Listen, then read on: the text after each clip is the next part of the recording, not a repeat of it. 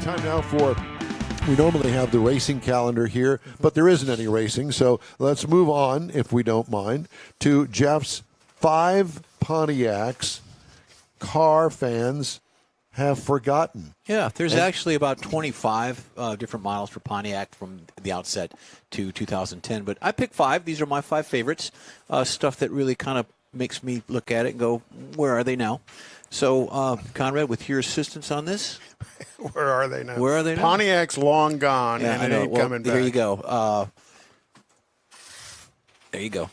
Established in 1926, the Pontiac Motor Division was a proud member of the General Motors family since day one. For most of its life, Pontiac was among the top sellers and a valued addition to the lineup. Pontiac was an economy brand close to the Chevrolet in pricing and the model selection.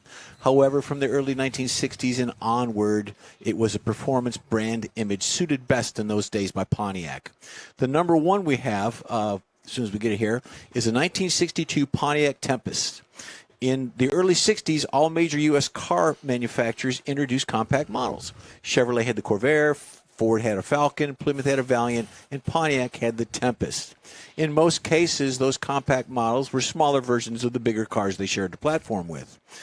However, Pontiac went in a different route and presented one of the most advanced and most interesting American cars of the era.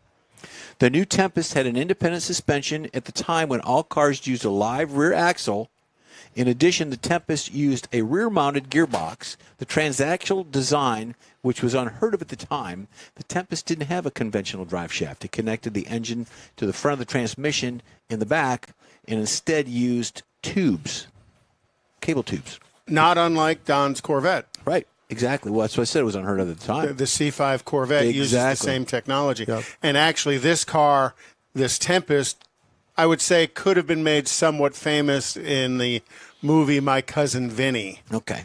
Well, because that was one of the things that she identified as the difference in looking at the tracks on the ground. Was that in your story? Well, not anymore. Pontiac GT37, the next one, is behind the strange name was a Tempest, but with performance options, much more like the GTO model. Pontiac advertised the G37 as the GTO Light, but the car lacked exterior features and the famous Endura bumper and rear spoiler. So in 1971, they offered the famous 455 V8, but it was only in a handful of the cars. This meant that buyers could spend $3,000 and they could get it to produce 255 horsepower, all the way up to 345 horsepower. Pontiac advertised the G37 as GTO Light again, and they only made about 2,000 of them. Wow. Now, Quite collectible. My cousin, Doug Schaefer, who's a friend of the show and subscribes, he had a Pontiac back in the 60s. Loved the car growing up. He was This Pontiac? No, a GTO. Okay. A Pontiac GTO, white one convertible, and I think that's what he had. It might have been a Tempest, but I'm pretty sure it was a GTO. The next one we have is a Pontiac Granville in the early 70s through the Pontiac Motor Division. Pontiac decided that was a boat. Pontiac decided to enter in the luxury car market by introducing a top-of-the-line model called the Granville. At the time, the Bonneville was Pontiac's premier model with several body styles available. It was a nice lineup of engines. It was considered the wise choice of a luxury car in the field for Pontiac. However, Pontiac wanted something closer to the Cadillac and the Oldsmobile rather than to the Chevrolet Caprice. So that's what they put the Granville in there. So they presented it as a Pontiac Granville using the Bonneville platform, most of the sheet metal, and a few trim differences of the two models. Had a 400 horsepower V8 engine. Standard 455 was the optional engine. Getting to the nitty-gritty, the Pontiac Grand Am. The late 70s performance car segment was just a pale shadow of its former glory. But the Pontiac Grand Am introduced as a 1 year only and the last true muscle car for that year. Yep. And Shaker hood like a Trans Am. You betcha. And then they used the name later on for another model of car. Go ahead. Yep, it's okay. The Grand Am package considered special rear louvers, rear spoiler, long list of options.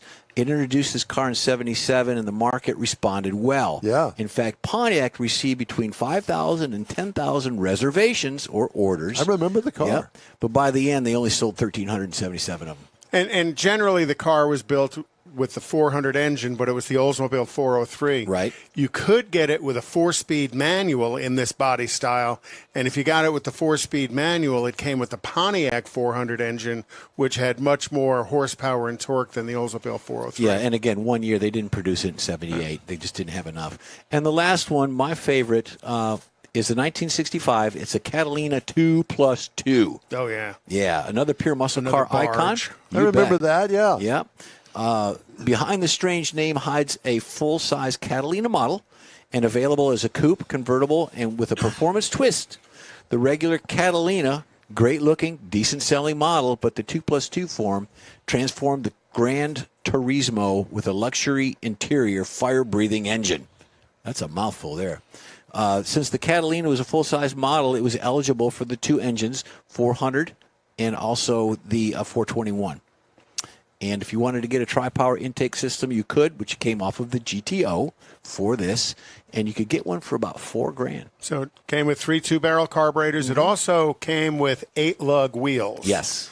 If you remember those. And the wheel was actually the drum of the brake. It was really an odd piece. And if you come out to Coffee and Chrome, there are some older Pontiacs that have the 8-lug wheel out there. Yep. Oh, that's right. Yes, I saw one of those. I'll be. Yep. Well, who'd have thunk it? Who'd have thunk it? I had no clue.